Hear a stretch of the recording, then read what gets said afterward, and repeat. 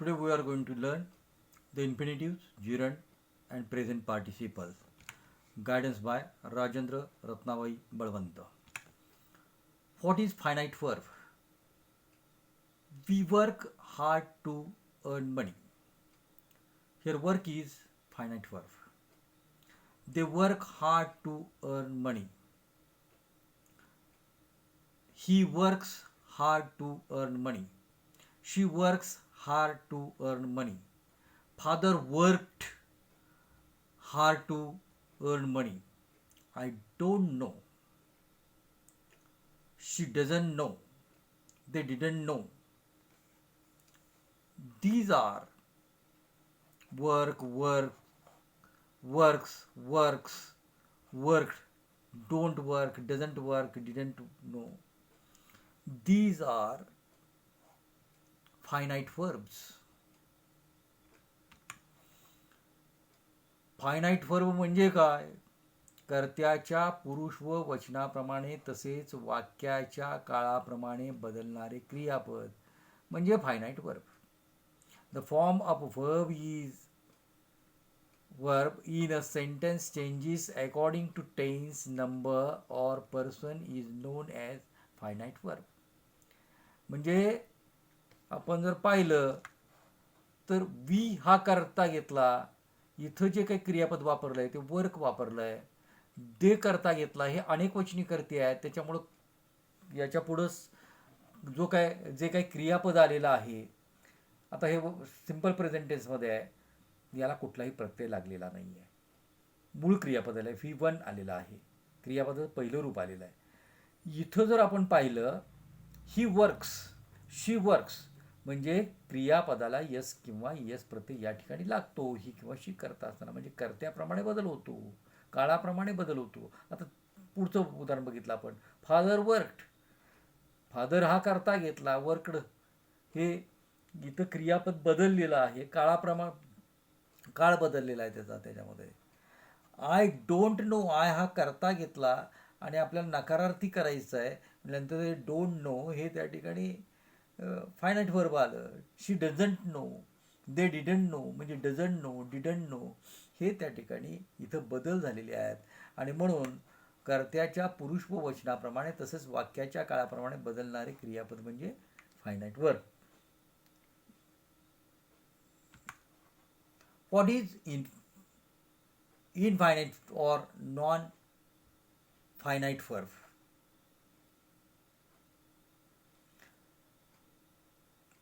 The children wanted to play cricket. 2 plus infinitive.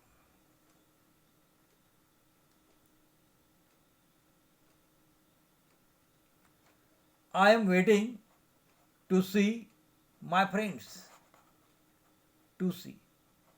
The thieves wanted to stay in the cave. To stay. My parents went to visit the Taj Mahal. To visit. The teacher made the boys run. आता इथं रनच्या पूर्वी to नाही आहे, मात्र इथं to प्रत्येक ठिकाणी आपल्याला दिसतं, हे लक्षात घ्यायचं. आपण त्याच्यानंतर बघणार आहोत, हे लक्षात घ्यायचं. म्हणजे 2 प्लस इन्फिनिटिव्ह, इथं 2 प्लस, इथं हा क्रियापद आहे, वॉन्टेड हे क्रियापद आहे आणि त्याच्यापुढं 2 प्लस इन्फिनिटिव्ह आलेलं आहे. वॉन्टेड हे क्रियापद आलं, इथं 2 प्लस इन्फिनिटिव्ह आलं, इथं 2 प्लस इन्फिनिटिव्ह आलं रायटिंगच्या पुढं, वेंटच्या पुढं टू विजिट आलं. आता इथं मात्र the teacher made the boys run. इथं मेड हे वर्ब मेन वर्ब आहे, परंतु रन इथं आलेला आहे आणि ते बेअर इन्फिनिटिव्ह विदाउट टू आहे, लक्षात घ्या. I have a desire to become a singer. To infinitive after a noun म्हणजे हे डिझायर हे नाऊन आहे आणि त्या नाऊनच्या नंतर त्या ठिकाणी टू बिकम हे इन्फायनाईट वर्ब आलेला आहे. यू मे गो, मे नंतर या he is eager to wait there.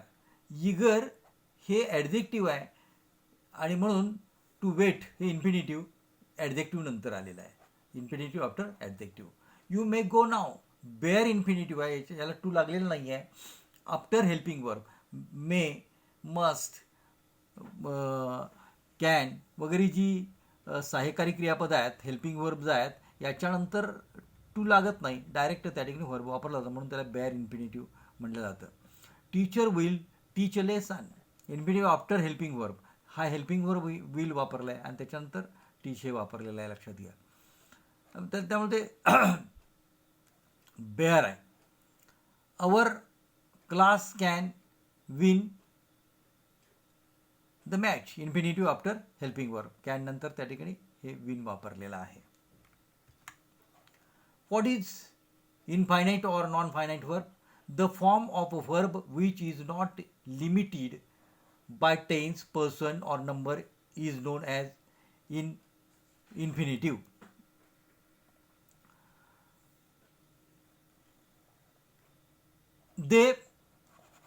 They are used without to any change, whatever may be the subject or tense of the sentences.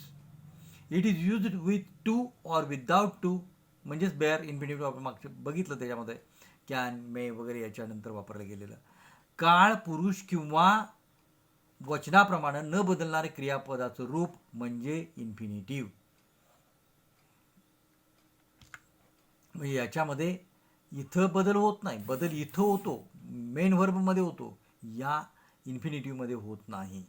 इथं I am विटिंग, इथं बदल झालेला आहे, इथं बदल झालेला नाही, हे लक्षात घ्या. टीचर विल, इथं बदल आहे, इथं बदल नाही, ते तसं आहे. मात्र इथं हे बेअर इन्फिनिटिव्ह आहे, म्हणजे इन्फिनिटिव्ह आफ्टर हेल्पिंग वर्ब आलेला आहे आणि त्याला टू लागत नाही. इथं मे नंतर आले, इथं कॅन नंतर त्या ठिकाणी याला टू वापरलं जात नाही. मात्र त्या ठिकाणी त्याच्यामध्ये रूपात काय बदल होत नसतो, लक्षात. एक तर ते बेअर येईल किंवा त्या ठिकाणी टू प्लस येईल, हे लक्षात घ्यायचं.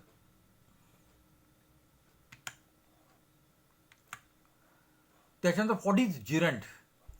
जिरंट मराठी त्याला कृदंत असं म्हणतात किंवा धातुसाधित नाम.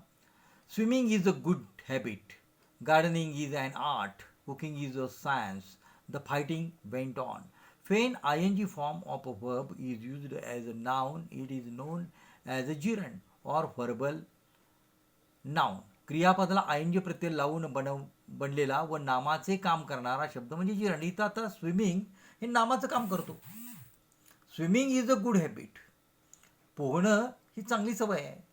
गार्डनिंग इज अन आर्ट, बागकाम ही एक कला आहे.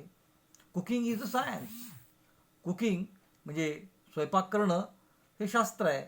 या पद्धतीनं the fighting went on, fighting म्हणजे हे जे आहेत हे या पद्धतीनं आय एन प्रत्यय लावून जे वापरलेलं आहे आणि हे कर्त्याच्या ठिकाणी आलेलं आहे, लक्षात घ्या. तर त्याला आपण त्या ठिकाणी आय एन प्रत्यय लावून बनलेला नामाचं काम करणारा शब्द जो असतो त्याला जिरंड असं म्हणतात. Gerund as subject of the verb. आता हे सब्जेक्ट म्हणून काम करतं. Teaching is my profession, dancing is her hobby, singing gives her great Joy, cooking makes mother happy, running made him strong and healthy. इथं हे कर्त्याच्या ठिकाणी आले, क्रियापदापूर्वी आलेलं आहे, कर्त्याच्या ठिकाणी आलेलं आहे आणि म्हणून त्याला gerund as subject of the verb असं म्हणलेलं आहे. कर्ता आहे तो क्रियापदाचा. Gerund as object of the verb, आणि काही वेळेला जिरंड हे ऑब्जेक्ट म्हणून सुद्धा येतं क्रियापदाचं. डू यू एन्जॉय टीचिंग, म्हणजे एन्जॉय हे व्हर्ब आहे आणि त्याच्या पुढं त्या ठिकाणी टीचिंग आलेलं आहे, हे ऑब्जेक्ट ऑफ द व्हर्ब आहे. शी कंटिन्यूड कंप्लेनिंग, इथं कंप्लेनिंग हे gerund as object of the verb आहे. आय लव टॉकिंग, लव या क्रियापदाचं टॉकिंग हे ऑब्जेक्ट म्हणून या ठिकाणी आलं आहे. दे लव travelling, ESOP didn't stop speaking, didn't stop याच्यानंतर त्या ठिकाणी ते स्पीकिंग आलेलं आहे, हे क्रियापद आहे आणि या क्रियापदानंतर स्पीकिंग आलेलं आहे. जिरंड ते ऑब्जेक्ट आहे. Gerund as object of the preposition. आता इज फॉन्ड ऑफ ही फ्रेज आहे, to be fond of. Of हे प्रेपोजिशन आहे आणि प्रेपोजिशन नंतर जर आय एन जी प्रत्यय लावून जिरंड वापरलं गेलं असेल तर त्या ठिकाणी त्याला gerund as object of the preposition असं म्हणतात. त्या प्रेपोजिशनचं ते ऑब्जेक्ट असं म्हटलं जातं. He is fond of eating, इथं ऑफ नंतर इटिंग वापरलं आहे. दे वेअर पनिश्ड फॉर नंतर त्या ठिकाणी वापरलं आहे स्टिलिंग. I am interested in painting, to be interested in म्हणजे चात्रस असणे वगैरे, आवड असणे. इन पेंटिंग, पेंटिंग पूर्वी त्या ठिकाणी इन म्हणजे प्रेपोजिशन आलेलं आहे, लक्षात घ्या. माय ग्रँडसन लाईक्स वॉचिंग टी व्ही. इथं आता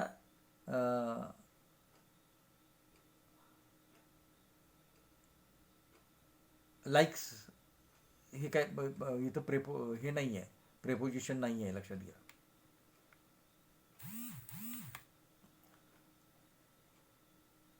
children are playing in the garden. Present participle. आता प्रेझेंट म्हणजे आता आपण बघितलं इन्फिनिटिव्ह बघितलं, टू प्लस वर्ब. त्याचबरोबर त्याच्यानंतर आपण जिरंड बघितलं, आयएनजी प्रत्यय लावलेलं. आता इथं आयएनजी प्रत्यय लावलेलं क्रियापद आहे, परंतु ते काय म्हणून आलेलं आहे? प्रेझेंट पार्टिसिपल म्हणून आलेलं आहे. Children are playing. आर हे टू बीचं रूप आहे आणि त्याच्यानंतर आयएनजी प्रत्यय लावलेलं क्रियापद in the garden. Vishwa was reading a story book. Was हे टू बीचं रूप आले आणि त्याच्यानंतर वापरलेलं आहे. दे विल बी इथं टू बीचं रूप विल बी वापरलं आणि त्याच्यानंतर रायटिंग, लेटेस्ट रायटिंग वापरलेलं आहे. In progress or continuous tense the I N G form of verb for plus I N G is used. It is known as present participle.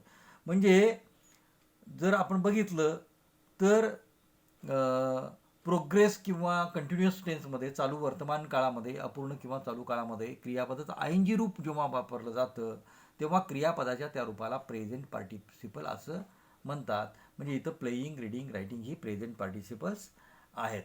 मग am, is, are, was, were, shall, be, will be याच्यानंतर ती आलेली असतील.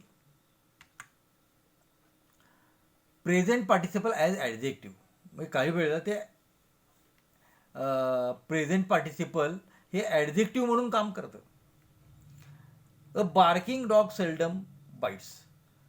Dog हे noun आहे आणि त्याच्याबद्दल अधिक माहिती देणारा शब्द बार्किंग वापरलेला आहे, म्हणून a barking dog seldom bites. Barking हे प्रेझेंट पार्टिसिपल ॲज ॲडजेक्टिव्ह असं वापरलेलं आहे. म्हणजे ॲडजेक्टिव्ह, प्रेझेंट पार्टिसिपल हे ॲडजेक्टिव्ह म्हणून वापरलेलं आहे. They try to get into a moving bus. Bus आहे परंतु मुव्हिंग आहे, चालती बस आपण म्हणतो. म्हणजे हे ॲडजेक्टिव्ह वापरलेलं आहे, लक्षात घ्यायचं.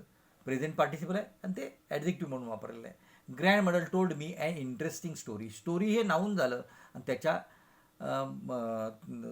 त्याच्या पूर्वी जो वापरलेला आहे तो प्रेझेंट पार्टिसिपल हा विशेषण म्हणून वापरलेला आहे, ॲडजेक्टिव्ह म्हणून वापरलेला आहे. The rising sun. सन वापरलेला आहे इथं. सन हे नाऊन आहे आणि तो कसा आहे? उगवता सूर्य. म्हणजे रायझिंग हे त्या ठिकाणी ॲडजेक्टिव्ह म्हणून या ठिकाणी वापरलं आहे, प्रेझेंट पार्टिसिपल. अ रोलिंग स्टोन. गडगड जाणारा येणारा स्टोन, दगड. गॅदर्स नो मास. आता याच्यामध्ये रोलिंग हे प्रेझेंट पार्टिसिपल आहे आणि ते ॲडजेक्टिव्ह म्हणून स्टोनचं वापरलेलं आहे. The police saw the old woman crying. आता वुमन, ओल्ड वुमन याच्याबद्दल ते क्राईंग हे ॲडजेक्टिव्ह वापरलेलं आहे. I heard some boys shouting. हे शाउटिंग हे प्रेझेंट पार्टिसिपल या ठिकाणी ॲडजेक्टिव्ह म्हणून वापरलेलं आहे. थँक्यू.